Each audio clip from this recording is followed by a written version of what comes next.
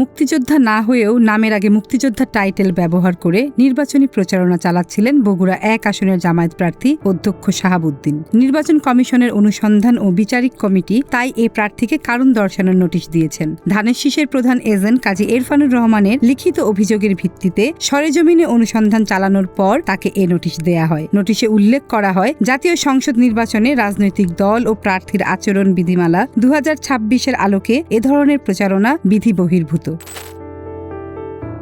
জামায়াত ইসলামীর আমির ডাক্তার শফিকুর রহমান বলেছেন, ক্ষমতায় গেলে তারা কর্মস্থলে মা বোনদের সর্বোচ্চ নিরাপত্তা নিশ্চিত করবেন। সামাজিক যোগাযোগ মাধ্যম এক্সে তার করা নারীদের নিয়ে অবমাননাকর মন্তব্য ঘিরে ব্যাপক সমালোচনা ও বিতর্কের মাঝেই বুধবার বেলা 12:30টার দিকে কুড়িগ্রামের এক নির্বাচনী জনসভায় তিনি একথা বলেন। তিনি দাবি করেন, তার আইডি হ্যাক নিয়ে একটি দল অপপ্রচার চালাচ্ছে, কিন্তু সত্য প্রমাণিত হয়েছে। ইতিমধ্যে আইডি হ্যাকের এক হোতাকে গ্রেপ্তার করা হয়েছে।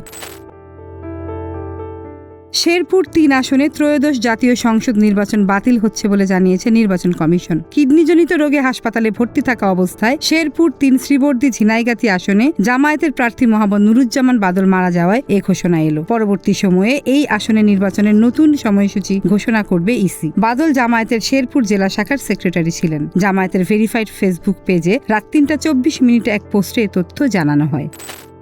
মনস্বিতা বুলবুলি, দিনকাল ডিজিটাল।